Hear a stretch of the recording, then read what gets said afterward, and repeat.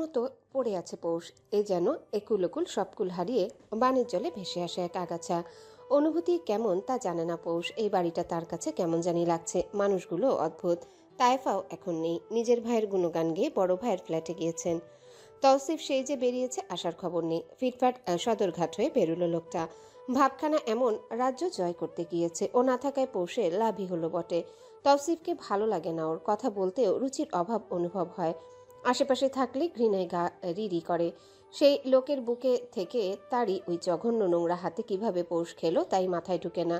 একটু আগে গলায় আঙ্গুল ঢুকিয়ে বমি করার চেষ্টা করেছে, লাভ হয়নি। উল্টো এখন মরার মতো শুয়ে আছে। পৌষের প্রশ্ন জাগ্রত হলো মনে। তৌফিক তালুকদার কি জানে না ওদের বিয়ের খবর? তার অনুভূতি কেমন? তার আপন ছোট ভাই পৌষকে বিয়ে করেছে। এত বড় খবরটা নিশ্চিত লুকিয়ে থাকার কথা না। আর ওই মানুষটা কি জানে পৌষ তার অস্তিত্ব অতি শীঘ্রই হারাতে চলেছে? তার মধ্যের আত্মসম্মান আর কতদিন বেঁচে থাকবে পৌষ জানে না। ওয়াদা পূরণ করতে অক্ষম তার পুষি। পুষি তাকে ধোকা দিয়ে তৌসিফ তালুকদারকে বিয়ে করেছে। তৌফিক তালুকদার এ কথা শোনা মাত্রই কেন ছুটে এলো না? তার কি উচিত ছিল না গত রাতে এখানে আসা? পৌষ হঠাৎ করে উঠে বসলো। গতকাল বিয়ের সময় নিশ্চিত তৌসিফ তালুকদার একা যায়নি ওকে বিয়ে করতে। তার সাথে আরো কিছু মানুষ ছিল। নিজের দুই ভাইকে রেখে তো আর তৌসিফ বিয়ে করেনি। এর মানে তৌফিক তালুকদারও ছিল সেখানে। আদরের ছোট ভাইয়ের বিয়ে দিয়েছেন নিজ হাতে নাকি সে জানেই না। মাথা চেপে ধরে পৌষ। উত্তর চাই তার। যদি তৌফিক তালুকদার জেনেই থাকেন তাহলে কেন এখনো পৌষের সম্মুখে আসছেন না? আকাশ কুসুম ভাবনার মাঝেই মিনু দৌড়ে এলো, একটা ফোন হাতে। পৌষের হাতে ফোনটা ধরিয়ে দিয়ে রসিয়ে রসিয়ে বলল, মামা কল দিয়েছেন ছোট ভাবি, হোল্ডে আছেন। নতুন বউ রেখে গিয়ে শান্তি পাচ্ছেন না। গিয়েছেন মিটিংয়ে, গুরুত্বপূর্ণ মিটিং, অথচ আপনার চিন্তায় কাজে মন দিতে। মিনুর হাত থেকে ফোনটা ছিনিয়ে নিল পৌষ। রাগে চোখ দুটো লাল হয়ে আছে ওর। এই মেয়েটাকে থাপড়ে দিতে পারলে বুকের অশান্ত ভাবটা কমতো। দু চোখের বিষ যেন এই মিনু। অসহ্যকর এক মেয়ে। ফোনটা ছিনিয়ে নিতে মিনুর গায়ে লাগলো। কথা বন্ধ করে দাঁড়িয়ে রইল ঠাই। পৌষ এবার সত্যি ধৈর্যহারা হলো। এই কাজের মেয়ের সামনে নিজেকে ছোট মনে হচ্ছে ওর। কখনো কাউকে ছোট করে না দেখা পৌষ আজ পরিস্থিতির কবলে পড়ে বদলে গেল যেন। ধমকে উঠল উচ্চস্বরে। যাও এখান থেকে। মিনু জ্বলন্ত চোখে তাকিয়ে রইল, তবে নড়ল না। পৌষ অবাক না হয়ে পারল না। সশব্দে পুনরায় ধমক দিতে মিনু দৌড়ে বেরিয়ে এলো। ঠাস করে দরজা লাগানো শব্দ কানে এলো। পৌষ অবাকের উপর অবাক। এতটুকুন মেয়ের তেজ দেখো! হোল থেকে ফোনটা কানে ধরতে তৌসিফের কণ্ঠ কর্ণগোচর হলো। পোশরাত, পৌষ উত্তর করল না। তৌসিফ পুনরায় বলল, পোশরাত, জানি শুনছো তুমি। কথা শোনো আমার। আমার লেট হবে একটু। মিটিংটা লেন্দি হবে এটা ভাবিনি। একটু গুরুত্বপূর্ণ না হয় তোমাকে প্রথম দিন একা ফিল করতে দিতাম না। প্লিজ দুপুরে খেয়ে নিও, শরীর খারাপ লাগবে না হয়, বুঝেছো পোশরাত? পৌষ কিছুটা বাজখাই গলায় বলে উঠল, কাজের মেয়ে অলরেডি বলেছে আপনাকে আমায় নিয়ে ভাবতে হবে না। ইচ্ছে করে কাজের মেয়ে শব্দটা উচ্চারণ করলো পৌষ, তবে লাভ হলো না। তৌসিফ যেন শুনেও শুনেনি কথাটা, শুধু বলল, বউ আমার তুমি পোশরাত, আমি ভাবো না থেকে ভাববে। এত সব রঙের কথা পৌষের ভালো লাগে না। রং তামাশা ভরা কথা শুনিয়ে শুনিয়ে হয়তো মেয়ে ফাঁসায় এই লোক। ফোন কেটে চুল খামচে ধরে পৌষ বিড়বিড় করে বলে, আমি পাগল হয়ে যাব। দুপুরের দিকে গোসল করে চুল আছড়ে পৌষ রুমে পায়চারি করছে। সমান তালে নখ কেটে যাচ্ছে দাঁত দিয়ে। অতি টেনশনে দাঁত দিয়ে নখ কেটে টেনশন কমায় পৌষ। হেমু ভাই দেখলেই দিত এক ধমক। চৈত্র তখন দাঁত কেলিয়ে হেসে বলতো, আপা নেল কাটারের খরচ বেঁচে যাচ্ছে। মেজো চাচি আবার এটা দেখে বলতো, ইনিমিনি নাকি ওকে দেখেই দাঁত দিয়ে নখ কাটা শিখেছে। পৌষ অবশ্য এসবে পাত্তা দেয় না। ওর ধারণা কেউ কাউকে দেখে কিছু শিখে না। মানুষ স্বাধীন চেতা। জ্ঞান বুদ্ধি হওয়ার পর মানুষ সেটাই করে যেটা তার মন চায়। আরেকজনকে দেখে সে হয়তো ধারণা নেয়, কিন্তু বদভ্যাস আয়ত্ত তো আর ওই মানুষটা করে দেয় না। মন বিষিয়ে যাচ্ছে ক্ষণে ক্ষণে পৌষের। ইচ্ছে করে ফোনটা গত রাত অফ করে রেখেছিল, না হলে এতক্ষণে কল এসে যেত। পৌষ চাচ্ছে না আপাতত কারোর সাথে কোনো প্রকার বাক্য বিনিময় করতে। কেন কথা বলবে পৌষ? কি দায় তার? জাহান্নামে ঠেলে দিয়ে কল দিয়ে ঢং করে জিজ্ঞাসা করবে কেমন আছে সে। পৌষ চায় না ওর রাগ ভাঙুক, কোনোদিনও না ভাঙুক এই রাগ। এই রাগে পৌষের মরণ হোক, তবুও না ভাঙুক। তৌসিফের উপর রাগটা কতটা যুক্তিযুক্ত পৌষের মস্তিষ্ক তা বুঝে উঠতে পারছে না। যেখানে আপন মানুষেরা মুখ ফিরিয়ে নিয়েছে সেখানে তৌসিফ কোন ক্ষেতের মূলা? মামা তো এখন বাসায় নাই, গোসল কেন করলেন ছোট ভাবি? বিস্ময়ের চোয়াল ফাঁক হয়ে গেল পৌষের। এতটুকু মেয়ের মুখের একই ভাষা। হ্যাঁ, পৌষ মানছে গ্রামের মেয়েটা একটু চটপটে হয়, মুখের লাজ তার কম, তাই বলে এসব প্রশ্ন করছে সে। হায় কপাল, কি দিন চলে এলো পৌষের। এখন কিনা হাঁটুর সমান মেয়েকেও উত্তর দিবে কেন গোসল করেছে। সকালেও নিশ্চিত এই কারণে পৌষ খুঁটিয়ে খুঁটিয়ে দেখছিল মিনু। তরতর করে রাগ উঠে গেল পৌষের মাথায়, হাত পা ঝিমঝিম করে উঠল রাগে। এক হাত ঘাড়ের পেছনে বুলাতে বুলাতে দাঁত চেপে বলল। মিনু সরল না, বরং খিলখিল করে হাসতে হাসতে জানালো। ও মা, ছোট ভাবি রেগে যাচ্ছেন কেন? মামা আপনাকে খেতে যেতে। চুপ, বেয়াদব কোথাকার, বেরো এখুনি। যা আমার রুম থেকে, চোখের সামনে এলে থাপড়ে গাল লাল করে দিব একদম, ফালতু ঝুনা পোলাপাইন। মিনুর হাসি মুখটা সহসা থমথমে হয়ে এলো। এত বড় অপমান আর এতগুলো কড়া কথা ওকে শোনালো এই একদিনের মেয়ে। টলমলে চোখ দুটোতে শুধু রাগে লেলিহান দেখতে পেল পৌষ। মিনু শুধু নীরব রইল, মাথাটা নিচু করে চলে গেল বাইরে। এ যেন অতি গম্ভীর ভাব নিয়ে বড় একজনের প্রস্থান ঘটল। চুল থেকে পেঁচানো টাওয়েলটা খুলে ফেলল পৌষ, রাগে ছুঁড়ে মারল ফ্লোরে। তার মাথা এখন ভো ভো করছে, মনে হচ্ছে গাড়ির ইঞ্জিন চালু দিয়েছে কেউ ওর মাথায়। ধপ করে বিছানায় উল্টো হয়ে শুয়ে পড়ল। কোন নোংরা জায়গায় এসে পড়ল পৌষ। পিহা ছোট ছোট পা ফেলে হেমন্ত রুমের সামনে এলো। দরজা ভেরানো দেখে ধীর পায়ে রুমেও ঢুকলো। বিছানায় এলোমেলো কিছু কাপড় রাখা দেখে পিহা যতটুকু পারল ভাঁজ করলো। এত কাপড় সে ভাঁজ করতে পারে না। হেমন্ত ওয়াশরুম থেকে বের হতেই দেখলো এলোমেলো কাপড়গুলো তার কেউ ভাঁজ করেছে, তবে এটা ভাঁজ বলা যাচ্ছে না। পেঁচিয়ে আরো কাপড়ের 12টা বাজিয়ে রেখেছে। তার চোখ পড়ল বারান্দায়। দিন দাহারে গাছে পানি দিচ্ছে পিহা। না চাইতেও এবার হেসে ফেললো হেমন্ত। নিজের কাপড়গুলো গোছাতে গোছাতে বলল। পিহুরানি, হ্যাঁ বলো। কাপড় ভাঁজ করছিস? করলাম তো। এখন কি করিস? গাছে পানি দেই হেমু ভাই, দেখে যান। এই দুপুরে গাছে পানি? মরে যাবে না? দুপুরে খাবার খেলে কি আপনি মরে যাই? মরি না তো। তাহলে গাছ কেন মরবে হেমু ভাই? হেমন্ত কাপড়গুলো ড্রয়ারে রেখে বারান্দায় এলো। পিহা গুজো হয়ে গাছে পানি দিচ্ছে। পেছন থেকে ওর চুলে টান দিল পিহা। হাসি মুখে তাকালো। হাতে একটা বেগুনি রঙের ফুল নিয়ে সোজা হয়ে দাঁড়িয়ে পড়ল। বোম গাছের চারা কে লাগালো হেমু ভাই? পৌষ। পিহা হেসে উঠল। এই গাছ বাড়ির আশেপাশে অযথা হয়ে থাকে, বেগুনি রঙের ফুল ধরে। গাছের বিচিগুলো শুকিয়ে গেলে বাচ্চারা ওগুলো পানিতে ফেলে, এতে ঠুসঠাস শব্দ তুলে এগুলো ফুটতে থাকে। এজন্য অঞ্চল ভেদে এটাকে এখানে বলে বোম ফুল। পৌষের ভীষণ পছন্দের এটা। রাস্তা থেকে টুকিয়ে এনে বাড়িতে লাগিয়েছে ও। তাও হেমন্তের রুমের বারান্দায় রোজ সকালে এসে বিচি তুলে নিয়ে যাবে। পিহা রুমের দিকে পা বাড়িয়ে বলল। বিচিগুলো আপাকে দেখতে পেলে নিয়ে যাব, ঠিক আছে? যাস না। পিহা বিছানা ঝাড়ু হাতে খাট ঝাড়তে নিলেই পেছন থেকে তা নিয়ে নিল হেমন্ত। পিহাকে সরিয়ে দিয়ে বলল। অনেক কাজ করেছেন আকামের চামচি, এইবার বসুন, আমার কাজ আমি করে নিচ্ছি। পিহা ছোট টুলটাতে বসলো, পা নাড়াতে নাড়াতে বলল। কিভাবে বুঝলে পৌষাপা আমাকে এসব করতে বলেছে? ওর কাজ তুই নিশ্চিত সেধে করবি না? পিহা দাঁত বের করে হাসলো, বলল। তোমার কাছে তো এখন বউ নেই হেমু ভাই, তাই খাতির লাগাতে আসলাম। ওমা, তাই নাকি? হ্যাঁ। তাহলে আমার বইয়ের দায়িত্ব তোকে পালন করার জন্য কত টাকা দিতে হবে? হ্যাঁ, কি যে বলো, বউরা কি টাকা দেয় নাকি? বউ তো নেয় না, কিন্তু তুই তো আমার বউ না, নাটক করে লাভ নেই আর। রাতে পাবি, এখন ভাগ। পিহা চট করে উঠে দাঁড়ালো। হাসি হাসি মুখটা এখন নেই। মাথাটা নিচু করে দাঁড়িয়ে থাকতে দেখে হেমন্ত প্রশ্ন করলো। কি হলো? বড় বাবা এটা কেন করলো? পৌষাপাকে নিয়ে এসো না হেমু ভাই। হেমন্ত পিহার মাথায় হাত রাখলো। কিছু বলার আগে জ্যৈষ্ঠ আর চৈত্র এসে হাজির। দুটো হেমন্তের দুই কাঁধে জড়িয়ে ধরে কিছু বলার আগে ইনিমিনি দৌড়ে এলো। দুটো একসাথে হেমন্তের দুই পা জড়িয়ে ধরে কিছুটা বাদরের মতো ঝুলে পড়ল। এই 5 বাদরের বাদরামি বন্ধ আজ অনেক ঘন্টা। এদের সর্দার ছাড়া এরা একা নিঃস্ব। শয়তানের দল শয়তানি করতে পারছে না। যে হেমন্ত এদের ধমকে ধমকে রাখতো, সর্দারের অভাবে এরা সেই হেমন্তের কাছে এসেছে। সবগুলোকে নিজের থেকে ছাড়িয়ে বিছানায় বসালো। এদের মন ভালো করা কঠিন কাজ নয়, তবে আজ কঠিনই মনে হলো। শরীর থেকে নামালেও আবারও বেয়ে বেয়ে ইনিমিনি হেমন্তের কোলে উঠল। দুটোকে দুই পায়ে বসিয়ে হেমন্ত জিজ্ঞাসা করলো। কাচ্চি খাবি? কেউ কথা বলল না। হেমন্ত পুনরায় বলল। মাউটার হবে নাকি রাতে? ইলিশ ভাত খাবি? এবারে সবাই মাথা নাড়ালো, কেউ যাবে না।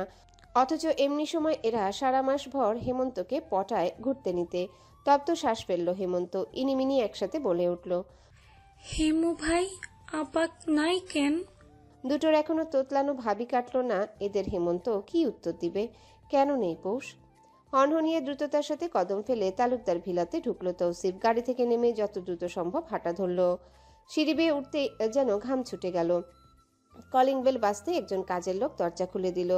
তৌসিফ ত্রস্ত পায়ে সোজা রুমে হাঁটা দিল। পেছন থেকে কাজের লোকটা পানি দিবে কিনা জিজ্ঞাসা করলেও উত্তর এলো না। তৌসিফ সোজা রুমে ঢুকে দরজা লক করে সম্মুখে তাকালো। বড় বড় নিঃশ্বাস পড়ছে তখনও। বিছানায় উল্টো হয়ে শুয়ে আছে পৌষ। তৌসিফের চোখ ধাঁধালো, মেয়েটাকে ভিন্ন দেখাচ্ছে। হাত ঘড়িটা খুলে কাউচে ছুঁড়ে ফেলল তৌসিফ। টাইটা কোনো মতে টেনে খুলে শার্টের বোতাম 3টা খুলে বাহাতে এসিটা অন করলো। অতঃপর দাঁড়ালো পৌষের সামনাসামনি। এই মেয়ে আজ দুপুরে খায়নি। তৌসিফ যে ওকে কল দিয়ে বলল খেতে, মিনুকে দিয়ে বলল যাতে পৌষকে বলে। তৌসিফ ব্যস্ত একটু খেয়ে নিতে। কই এই মেয়ে তো কথা শুনলো না। রাতে খাবে না, দিনে খাবে না, এরপর তেরা বেকা হয়ে পড়ে থাকবে। এসব চলবে না তৌসিফের কাছে। একদম তার কাটার মতো সোজা বানিয়ে রাখবে তৌসিফ। গম্ভীর কণ্ঠে ডাক পড়ল। পৌষরাত। পৌষ এক ডাকে উত্তর দেওয়ার মতো মেয়ে না। অন্তত বিয়ের 19 ঘন্টায় তা তৌসিফ জেনে গিয়েছে। মেজাজ মুহূর্তে খিটমিট হয়ে গেল যেন। নিজের বলিষ্ঠ হাতে পৌষের বাহু টেনে ধরে হঠাৎ সজোরে টান দিতে শোয়া পৌষ দাঁড়িয়ে গেল। মুহূর্তের মাঝে ঘটা ঘটনায় স্তব্ধ পৌষ। বুকটা অসম্ভব গতিতে ধুকপুক ধুকপুক করে যাচ্ছে। তৌসিফ পৌষের বাহু ধরে একদম নিজের কাছাকাছি নিয়ে এলো। ওর অর্ধভেজা ঘরমাক্ত দেহটা লেগে আছে পৌষের সাথে। এতটা কাছাকাছি এই প্রথম কোনো পুরুষের সাথে লেগে দাঁড়িয়ে আছে পৌষ। পুরুষ নালী ঘামের গন্ধটা বাজে ঠেকলো নাকে। সরার জন্য মোচড়াতে নিতে নিলেই তৌসিফ আরো চেপে ধরলো। পৌষ ক্রমে ক্রমে শক্তি হারাচ্ছে। এতটা কাছে তৌসিফ আসাতে যেন হুঁশ হারাবে মেয়েটা।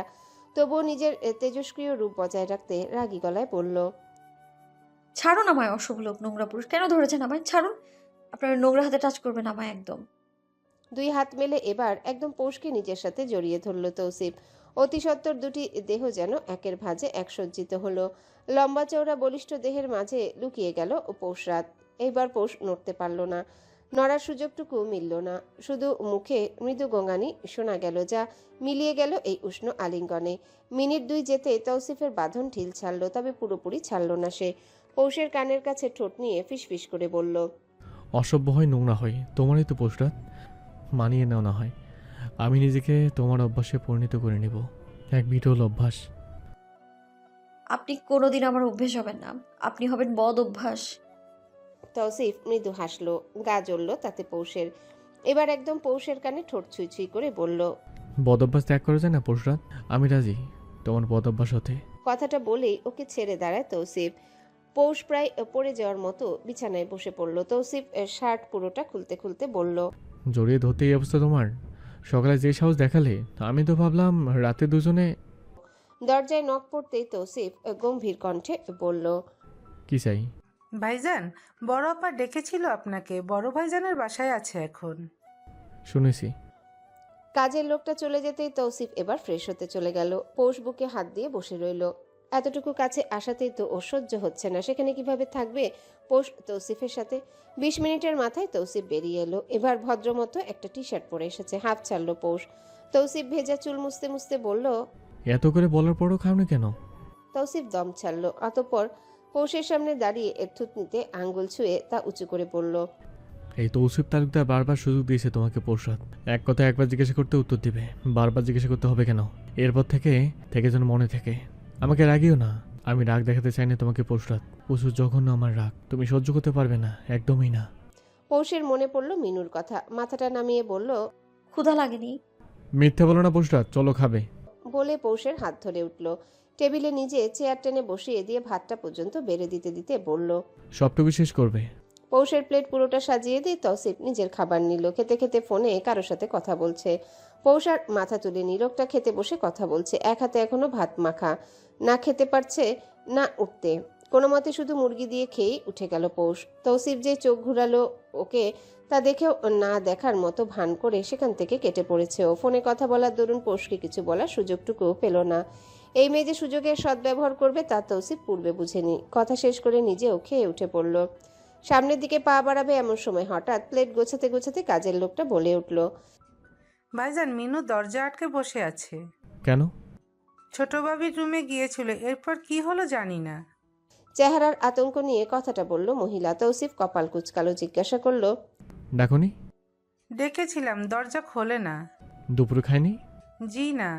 তৌসিফ মিনুর দরজায় টোকা দিয়ে ডাকলো, মিনু, দরজা খোলো। তৌসিফের এই আদেশ অমান্য করার সাহস মিনুর নেই। দরজা মুহূর্তেই খুলে গেল।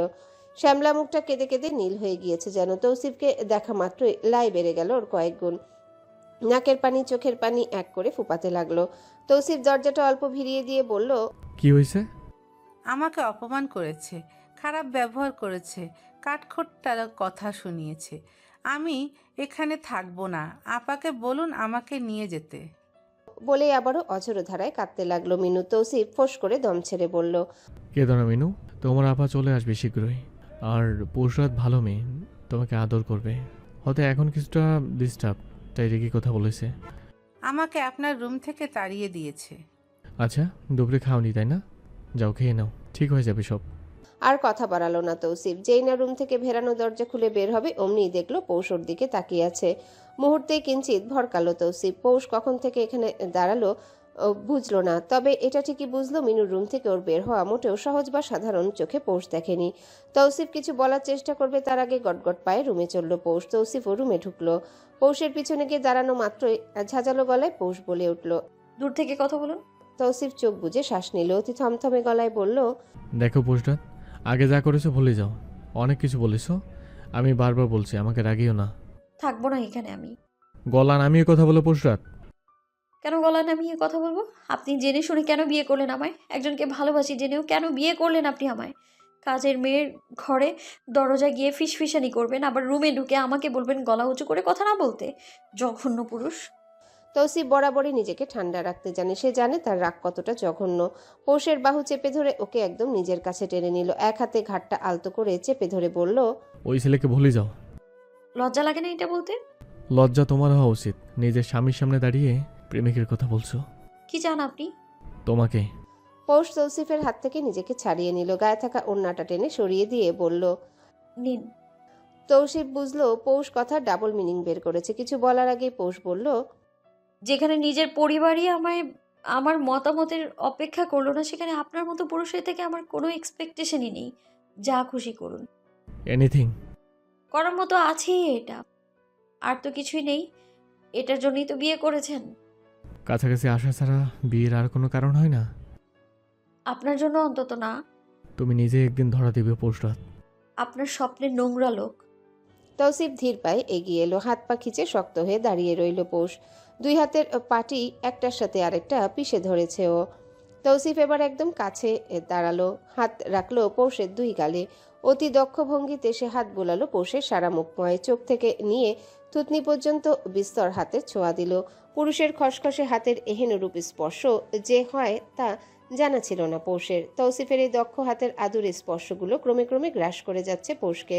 অথচ পৌষকে সে কাতর স্পর্শ দেয়নি, শুধুমাত্র মুখময় হাতের স্পর্শ। তাতে মেয়েটা নেতিয়ে যাচ্ছে। পৌষের দাঁতের পাটি দুটো আলগা হয়ে গেল। শক্ত করে দাঁড়িয়ে থাকা শরীরটা মুহূর্তেই নেতিয়ে এলো। মুঠ করা হাতটা ছুটে গেল। তৌসিফ সর্বশেষ শুধু পৌষের দিকে মুখটা এগিয়ে নিয়ে আসছে। বদ্ধ চোখদ্বয় সবই খুলেছিল পৌষ, তার দেহ টলছে। তখনই দেখা মিলল তৌসিফ এগিয়ে আসছে। পৌষ খিচে চোখ বুজে নিল। উষ্ণ আর্দ্র ওষ্ঠাধরের এক ছোট স্পর্শ পেল থুতনিতে। ক্ষুদ্র থেকেও ক্ষুদ্র ছিল এই স্পর্শ। তবে পাগল হয়ে গেল পৌষ। সে পাগল হলো নাকি তাকে বানানো হলো? তৌসিফের মতো পুরুষ জানে কিভাবে নারীকে ঘায়েল করা যায়। ওষ্ঠ চুম্বনের থেকেও অতি আবেশপূর্ণ ছিল এই থুতনি চুম্বন। তৌসিফ সরে যেতে নিলেই অনুভূতির জোয়ারে ভাসা পৌষ তার মাথার পিছনে চুল আঁকড়ে ধরল। উচ্চতায় ছোট হওয়ার দরুন ঝুঁকে গেল তৌসিফ। দিক বিদিক শূন্য প্রায় পৌষ আচমকায় তৌসিফের ওষ্ঠে নিজের ঢাল তারওয়াল ছাড়া আক্রমণ চালিয়ে দিল। হৃষ্টপুষ্ট এক যৌবন পোড়া পুরুষের জন্য এটাই যথেষ্ট ছিল। তবুও সে সময় দিল পৌষকে। পৌষ পারল না কিছুই। তৌসিফ পাক্কা আঙ্গুলে করগুনে 1 মিনিট সময় দিল। এই পৌষরাত পারছে না, তাই সে নিজেই পৌষের কোমর জড়িয়ে ধরে উঁচু করে নিজ বরাবর করে নিল। অতঃপর শেখালো পৌষকে চুম্বন করার পদ্ধতি। দম বন্ধ করা অবস্থায় বেকায়দায় পড়ল পৌষ। চাপদারিযুক্ত তৌসিফের গালে হাত রেখে সরাতে চাইল নিজের কাছ থেকে। সক্ষম সে হলো না, হওয়ার কথাও তো না। পাক্কা 2 মিনিট তৌসিফ যখন ছাড়লো তার বুকেই হেলে পড়ল পৌষ। তৌসিফ ফিসফিস করে বলল, হাউ ওয়াজ দ্য কিস হানি? হাঁপিয়ে ওঠা পৌষ চাইল হাপুস নয়নে। তার শ্বাস প্রশ্বাস গতি পায়নি এখনো। কোনো মতে সরে এলো তৌসিফের বুক থেকে। হাঁপাতে হাঁপাতেই বলল, জঘন্য। সিরিয়াসলি? সিগারেটের গন্ধ আপনার মুখে। জঘন্য নোংরা লোক। সামনে আসবেন না আপনি আমার। বলে এক দৌড়ে ওয়াশরুমে ঢুকে ঠাস করে দরজা লাগিয়ে দিল পৌষ। এটা কি হলো? কেন হলো? কে করলো? পৌষ? হায় কপাল! এই সোনামুখ মুখটা তামা তামা কে করলো? এই তৌসিফ তালুকদার? না না, তৌসিফ করেনি, পৌষ নিজে করেছে। এই মুখ কোথায় লুকাবে পৌষ? কাকে দেখাবে? এই পর্যন্ত 3বার ব্রাশ করেও কুল হলো না ওর। ভুলতে পারল না ফেলে আসা মাত্র সেই 3 মিনিট সময় তৌসিফের সেই ছোঁয়াতে কি যে হলো ওর সব ভুলে গিয়ে কি থেকে কি করে ফেললো পৌষ। 2 হাতে মুখ চেপে ডুকরে উঠল মেয়েটা। বারবার বলতে লাগলো, তোমার পুষি খারাপ, সে অনেক খারাপ, তুমি তাকে ভুলে যাও, কোনোদিনও আমার সামনে এসো না। তোমার পুষি এই মুখ কোনোদিনও দেখাতে পারবে না তোমায়, কোনোদিনও না। ফিরে এসো না, এই মুখ হয়েও না কোনোদিন। তোমার পুষি আজ স্বেচ্ছায় নরকবাসও করে ফেলেছে, তার প্রেমের সুধা পান করেছে তৌসিফ তালুকদার। আমায় কোনোদিনও মাফ করো না তুমি, কোনোদিনও না। দেহ এবং মন এদের দ্বন্দ্ব আজন্মকাল। এই মন হাজারবার বারণ করে, অস্বীকার করে পরিস্থিতি, কিন্তু এই দেহ সে বারণ মানতে নারাজ। মনের খোরাক এবং দেহের চাহিদা দুটো ভিন্ন জিনিস, এদের কম্প্যারিজন চলে না। এই দেহের কাছে মন হেরে যায়। এই হারা যে কতটা হীনমন্যতার তা সে জানে যে ভুগেছে। পৌষের মন চাইছে নিজের এই দেহটাকে ছিন্ন ভিন্ন করে ফেলতে। কেন সে নিয়ন্ত্রণ হারালো? কেন তৌসিফের পরশে সে গলে গেল? কেন দেহের উপর জোর খাটাতে পারল না? তৌসিফের দোষ এখানে নেই, সে শুধু তার পুরুষ হাতের দক্ষ আদর পৌষের মুখময় দিয়েছে। কেন পৌষ সে আবেশে ঘোরে চলে গেল? কেন স্বেচ্ছায় নিজেকে ঠেলে দিল তৌসিফের কাছে? 2 হাতে মুখ চেপে কেঁদে উঠল পৌষ। কান্নার শব্দ যাতে বাইরে না যায় তাই ওড়নাটা গুজে দিল মুখে। ওর শব্দহীন কান্নার গুমট এক পরিবেশ সৃষ্টি হতে হতে হঠাৎ পৌষের খেয়াল হলো ওয়াশরুমে কান্না করা উচিত না। এতে করে এখানে উপস্থিত জিন আলিঙ্গন করে। ভয়ে শিউরে উঠে তাড়াতাড়ি ওখান থেকে বেরিয়ে আসলো। তৌসিফ রুমে না থাকায় কিছুটা স্বস্তিও পেল বটে। হঠাৎ কিছু ঝাঁঝালো কণ্ঠর কানে আসা মাত্রই পৌষ রুমের বাইরে উকি দিল। চোরের মতো বোঝার চেষ্টা করলো কি হচ্ছে এখানে। পরক্ষণেই মনে হলো পৌষ কেন চোরা চোখে দেখবে, ও দেখবে বীরের চোখে। একথা মনে হতে ঢ্যাং ঢ্যাং পা ফেলে সামনে বাড়ালো। এই বিলাসবহুল ফ্ল্যাটটা ওর দেখা হয়নি, তবে কথার শব্দ কোথা থেকে আসছে তা বুঝতে পেরে পৌষ সামনে বাড়ল। অপরিচিত কিছু মুখের মাঝে শুধু তৌসিফ আর তাইফাকে চিনল, পিছু ঘুরে থাকায় তৌফিক তালুকদারকে চিনল না। তখনই হঠাৎ তৌসিফ দেখলো পৌষ এদিকে আসছে। ওর দিকে তাকিয়ে তৌসিফের রাগ হলো, গরম চোখ দিয়ে তাকিয়ে রইল কিছুক্ষণ। পৌষ একবার তাকাতেই থমকালো, ভড়কালো। ইশারায় তৌসিফ ওকে যেতে বলতে পৌষ তেরার মতো দাঁড়িয়ে রইল ঠায়। দাঁত চেপে এবার তৌসিফ ওখান থেকেই বলল, ভেতরে যাও। তৌসিফের কথা শুনে বাকিরাও তাকালো পৌষের দিকে। যেই না তৌফিক তালুকদার তাকালো অমনি পৌষ ফাটা চোখে দেখলো সমান তালে চোয়ালটা নড়তে লাগলো। কেন জানি কান্নার আগে মেয়েটার চোয়াল কাঁপে, ঠোঁট দুটো অনবরত কাঁপতে থাকে। ওকে দাঁড়িয়ে থাকতে দেখে তৌসিফ এবার দ্রুত পদচারণ করে এগিয়ে আসতে নিলে পৌষ তাড়াতাড়ি তৌফিক তালুকদারের কাছে ছুটে আসতে চায়, তবে পারে না। তৌসিফ আকেই ওকে ধরে ফেললো। ছুটার আপ্রাণ চেষ্টা করেও লাভ হলো না। অপরদিকে তৌফিক তালুকদার নির্বাক, সে কথা বলছে না। কেন এগিয়ে আসছে না পৌষ খুঁজে পেল না। তৌসিফের শক্তির সাথে পৌষ পারল না। ওকে টেনে রুমে এনে কিছুটা ছুঁড়ে মারে বিছানায়। মুখ উল্টে পড়ল পৌষ। নরম বিছানা, ব্যথা পাওয়ার প্রশ্ন ওঠে না, তবে পৌষ কেঁদে উঠল। তৌসিফ দরজা আটকে ওর সামনে এসেই টেনে তুলে গম্ভীর কণ্ঠে বলল, আক্কেল নেই তোমার? এভাবে বেউনা ছাড়া বাইরে এসেছিলে কেন?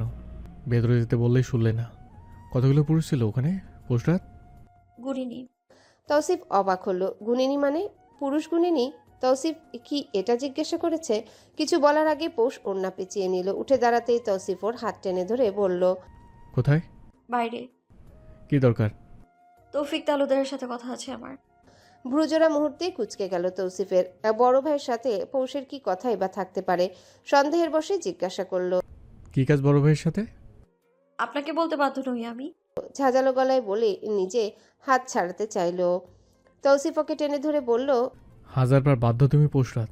আর হইলো বাকি কথা, ওই একটা ঠোঁট নিয়ে কোথায় যাচ্ছ? নিশ্চয়ই ভাসুর সামনে লজ্জা পাবে। পৌষ তেতে উঠে বলল, উনি আমার ভাসুর নন, ছাড়ুন আমায়।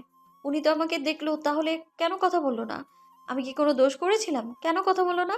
তৌসিফ বুঝে উঠতে পারছে না কি কথা থাকতে পারে। জিজ্ঞাসা করেও লাভ হচ্ছে না। ও নিজে থেকেই বলল, বাবু আসবে কাল, সেটাই বলতে এসেছে। এখন ঝামেলা করো না পোস্টরাত, ছেলেটা অনেকদিন পর বাসায় এসেছে। বাবু কাল আসবে শোনা মাত্রই থম মেরে গেল পৌষ। তৌসিফ ওকে শান্ত হতে দেখেই ওর মাথায় হাত রাখে। ঝট করে ওর হাত সরিয়ে দেয় পৌষরাত তীক্ষ্ণ গলায় প্রশ্ন ছুড়ে। আপনার লজ্জা লাগবে না কাল? তৌসিফ ভাবলো হয়তো বিয়ের কথা বলছে, তাই সোজাভাবে বলল, বাবু সবচাইতে বেশি চাইতো যাতে আমি বিয়ে করি, নতুনভাবে সব শুরু করি। তাচ্ছিল্য হাসলো পৌষ। তৌফিক থেকে মুখ সরিয়ে নিয়ে বলল, বাবা খুব বেশি খুশি হবে। হওয়ার কথা। হ্যাঁ, অবশ্যই হবে, 100 বার হবে। তৌসিফ বুঝলো না ওর কথা, ওকে বসতে বলে বাইরে গেল কথা বলতে, তবে মাথায় গেঁথে রইল পৌষের বলা প্রতিটা কথা। হক বাড়ির পরিবেশের পরিবর্তন ঘটানো গেল না। আজ চৈত্রের সাথে বড়সড় একটা কাণ্ড ঘটে গেল। বাড়ির শান্ত ছেলেটা আজ বাবার সাথে বেয়াদবি করেছে। বিষয়টা ক্ষুদ্র হলেও আগে থেকেই বাবার উপর ক্ষেপে থাকা চৈত্র আজ ফুঁসে উঠেছে। কেন পৌষাপাকে এমন বাড়ির বউ করা হলো, এই প্রশ্নের উত্তর দিতে যখন ওর বাবা ছেলেকে ধমক দিল, তখনই চৈত্র ঝাঁঝালো গলায় বলল, হ্যাঁ হ্যাঁ, কেন দিবেন না বিয়ে? সম্পত্তি কম পড়ে যাবে না তোমাদের? নাইলে কেন বড়লোকে বাজে পুরুষদের সাথে বিয়ে দিতে হলো? কথাগুলো বলা মাত্রই সজোরে একটানা চড় পড়ল ওর গালে। হেমন্ত বাসায় না থাকায় ঘটনাটা ঘটেছে। বাবার হাতে চড় খেয়ে চৈত্র থেমে যায়নি, উল্টো রাগে ফুঁসতে ফুঁসতে বলল, পারবে এই শরীরের জোর দেখাতেই, এছাড়া তোমার ভাইয়ার আর কি ব্যাপারে? বলেই রুমে চলে যায় ও। জ্যৈষ্ঠ ছুটল ওর পিছনে। ইনিমিনি আর পিহাও বাদ রইল না। সমান তালে ইনিমিনি কেঁদে যাচ্ছে। এই মুহূর্তে বিরক্তিই হলো। কেন তোদের একসাথে কাঁদতে হবে? জন্ম একসাথে হলেই কি সব একসাথে হতে হবে? চৈত্র রেগে দিয়ে দিল এক ধমক। আমার রুমে কি? যা বের হ, থাপড়ে গাল লাল করে দিব। ভ্যাবে সারাক্ষণ শুধু। সবসময় আদর আদর কথা বলা চৈত্র ভাই যেভাবে ধমক দিবে কে জানতো। এবার কাঁদতে কাঁদতে দুটো চৈত্রের কোলে উঠে বসলো। দুই পাশ থেকে গলা জড়িয়ে ধরে হিচকি তুলে বলল, তোমার ব্যথা হচ্ছে ভাই? আমি গালে পাপ্পি দিই, ব্যথা থাকবে না দিই? দুটো একসাথে একই কথা বলল। চৈত্রের রাগ পড়ে গেল। দুটোর মাথায় আদর করে দিতেই গদগদ হয়ে ওরা চৈত্রের গালে চুমু খেলো। জ্যৈষ্ঠ ওদের সামনে এসে বলল, কি দরকার ছিল এভাবে তর্ক করার? লাভ কি হলো? হেমু ভাই থাকলে না হয় এক কথা ছিল। চৈত্র ইনিমিনিকে কোলে বসিয়ে বলল, এই প্রতিবাদটা আগে করতে পারলে পৌষ আপা আজ এখানে থাকতো। পিহা মাথাটা নিচু করে বলল। হেমু ভাই শুনলেই রেগে যাবে।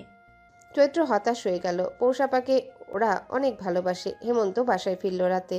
পিহা পই পই করে সবটা জানাতে হেমন্ত হাসলো। পিহা অবাক হলো হেমু ভাইকে হাসতে দেখে। ফ্যালফ্যাল করে তাকিয়ে থেকে বলল, তুমি হাসছো? তো কাঁদবো? চৈত্র ভাই অনেক রেগেছিল। তুই বুঝবি না, যা ঘুমাতে যা। পরে যাব। তুমি খাবে না? চাচি ডাকলো তো। খাবো না। পিহা যেতেই বিছানায় গা এলিয়ে দিল হেমন্ত। আজ একটু বেশি ক্লান্ত লাগছে। রাতে আজ কিছুতে একসাথে ঘুমাবে না পৌষ। ও গিয়ে লুকালো পাশের রুমে। না জানি দিনের ঘটনার পর এই লোক লাইপে বাদরের মতো গাছে উঠে কিনা, বলা তো যায় না। রিক্সা নিতে চায় না পৌষ। দরজাটা লক করে শুয়ে পড়ল পৌষ। রাত গভীর, 2টো বাজে। খুট করে লকটা খুলে তৌসিফ রুমে ঢুকলো। ক্ষুদায় পেট চুচু করছে পৌষের। রাত বাড়ার সাথে সাথে ক্ষুদা বাড়ে ওর। সারাদিন না খেলেও চলে, তবে রাতে খেতেই হবে। যেই না উঠবে অমনি ওকে কোলে তুলে নিল তৌসিফ। আচমকা এমন হওয়াতে ভূত ভূত বলে চিল্লায় পৌষ। তৌসিফ ধমকে উঠে বলল, আরে আমি?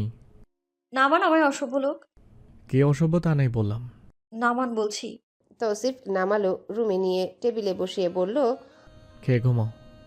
খাবার দেখে না করলো না পৌষ। চুপ করে খেয়ে নিল। ক্ষুদা লাগাতে একটু বেশিই খেলো।